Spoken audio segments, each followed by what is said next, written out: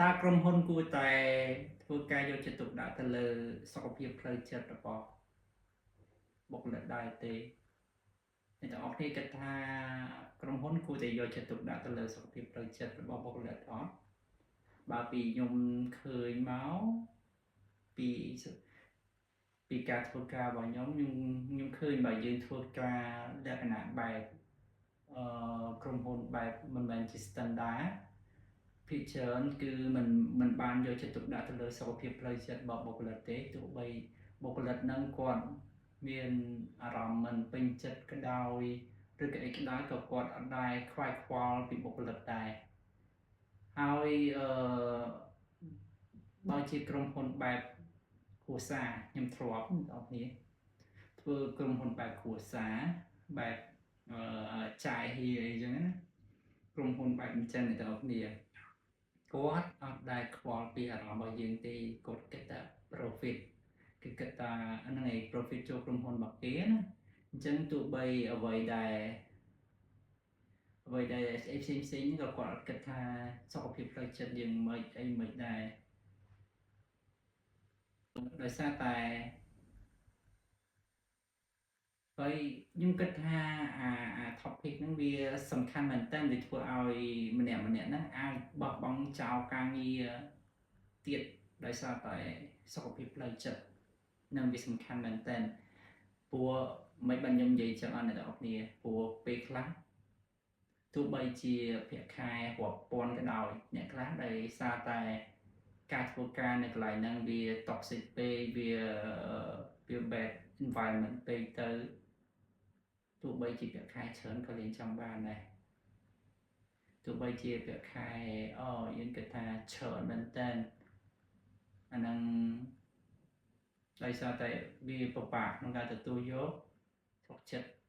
ខ្លួនឯងរំដោះខ្លួនតិចដងចេញពីកន្លែងហ្នឹងខ្ញុំធ្លាប់ជួបខ្លួនឯងក៏ធ្លាប់ជួបមិត្តភ័ក្តិក៏ធ្លាប់ជួបនៅចំណុចទៅនឹងmental health របស់យើងដោយសារតែculture របស់ក្រុមហ៊ុនអ្នកទាំងអស់គ្នា culture របស់ក្រុមហ៊ុនគាត់បង្កើតឡើងឲ្យមានលក្ខណៈបែបជា toxic បែបលក្ខណៈអញ្ញៃក្នុងក្រុមហ៊ុនធ្វើឲ្យក្រុមហ៊ុនមានលក្ខណៈដូចជាមិនមានហេដ្ឋារចនាសម្ព័ន្ធត្រឹមត្រូវចឹងធ្វើឲ្យមានលក្ខណៈ toxic ច្រើនជារួមនៅខ្ញុំធ្លាប់ជួបដោយសារតែពីមុនឡើយខ្ញុំធ្វើការនៅក្រុមហ៊ុនមួយហើយក្រុមហ៊ុនហ្នឹងគឺគាត់ធ្វើជាសេវាកម្មហើយខ្ញុំក៏មានបុគ្គលិកនៅក្រុមអវ៉ារបស់ខ្ញុំដែរការដែលគាត់បានជាសុខភាពផ្លូវចិត្តវាសំខាន់ណាស់អ្នកនរគ្នាដោយសារតែគាត់នឹងអត់បានគោរពខ្ញុំដោយសារតែខ្ញុំជាមេរបស់គាត់ប៉ុន្តែតើតងនឹងអ្វីដែលគេហៅថាអសុរាយណាដែលជាសិទ្ធិអំណាចយើងអត់បានទទួលបានទេយើងធ្វើឲ្យយើងនឹងកាន់តែមានបញ្ហាផ្លូវចិត្តបន្តិចម្ដងខ្ញុំធ្លាប់ជួបពេលហ្នឹងគឺនិយាយទៅគាត់នៅពេលដែលគាត់និយាយជាមួយយើងគឺអត់មានពាក្យដែលគោរពដែលយើងជាមេតែបងប្អូនពេលខ្លះយើងជាកូនចៅគេមិនឲ្យយើងមកគោរពគេឬក៏អីដល់ថ្នាក់ត្រូវគោរពគេអីចឹងប៉ុន្តែអ្នកទាំងអស់គ្នាគ្រាន់តែការផ្ដល់នៅការគោរពទៅឲ្យគេដូចជាទង្វើឬក៏ការនិយាយស្ដីក៏គេអាចដឹងថាអ្នកឯងគោរពគេដែរប៉ុន្តែអ្វីដែលខ្ញុំធ្លាប់ជួបហ្នឹងគឺគាត់អត់គោរពយើងទេហើយគាត់អាងមេពីលើដោយសារយើងធ្វើការបែបខាងក្រុមហ៊ុនបែបគ្រួសារអ្នកនរគ្នាអញ្ចឹងគាត់របៀបដែលគាត់ស្គាល់តកែស្គាល់អីដែរអញ្ចឹងទៅគាត់រៀងអ្នកនរគ្នា ដល់ពេលអញ្ចឹងគាត់គិតថាគាត់អស្ចារ្យអញ្ចឹងគាត់ធ្វើអីក៏អត់សូវស្ដាប់យើងទេពេលខ្លះយើងប្រាប់គាត់អញ្ចឹងទៅគាត់ស្ដាប់យើងទេគាត់ពេលដែលយើងឆាតទៅគាត់ធ្វើចូលមើលហើយគាត់តបយើងគាត់ទុកដល់មួយថ្ងៃអីចឹងទៅរួចបានគាត់តបយើងហើយខ្ញុំជាអ្វីដែលខ្ញុំចង់សួរអ្នកទាំងអស់គ្នាវិញឧទាហរណ៍ថាមេរបស់យើងឆាតមកយើងពេលយើងអត់តបគាត់ទេមកថ្ងៃហើយរួចយើងរៀបចោលហើយ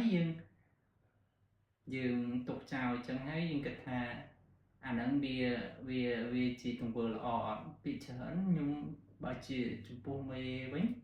ខ្ញុំតែងតែទទួលបានឬក៏ note អីចឹងដើម្បីឲ្យគាត់ដឹងថាយើងបានទទួលបាននៅតំណែងហ្នឹងឯងតែអ្នក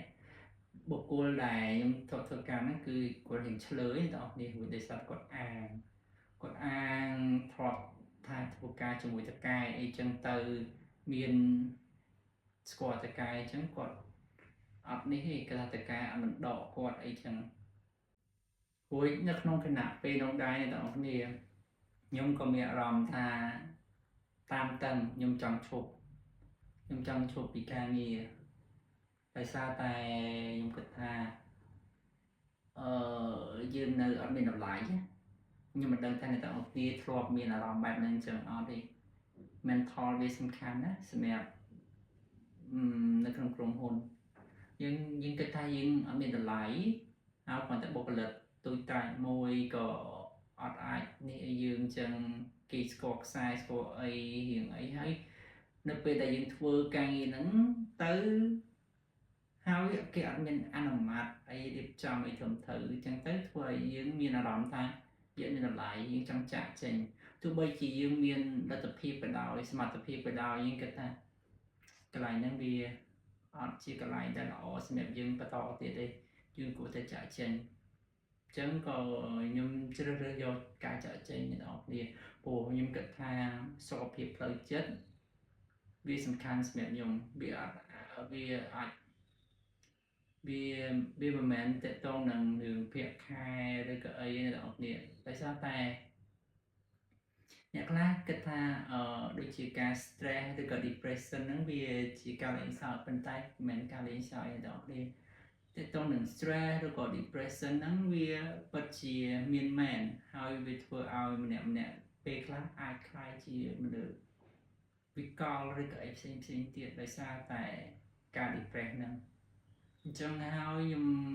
ដោយសារតែខ្ញុំយល់ពីអាហ្នឹងខ្ញុំគិតថាបើជាស្ថានភាពមួយកន្លែងមួយដែលមិនផ្ដល់តម្លៃហើយសុខភាពផ្លូវចិត្តយើងល្អយើងគួរតែដើរចេញមកខ្ញុំពីច្រើនខ្ញុំអញ្ចឹងដល់កន្លែងការងារណាដែលមើលទៅគិតថាវាមិនសមប្រកបដល់យើងក៏រកកន្លែងផ្សេងបានយើង move on ទៅកន្លែងផ្សេងវាអត់មានតម្លៃសម្រាប់យើងផងហើយយើងនៅតែអីទៀតដល់ពេលបើសិនជាកន្លែងដែលឲ្យតម្លៃយើងនៅបន្តទៀតប៉ុន្តែបើកន្លែងហ្នឹងអត់ឲ្យតម្លៃយើងផងយើងនៅតែអីទៀតយើងជ្រើសរើសកន្លែងណាដែលឲ្យតម្លៃយើង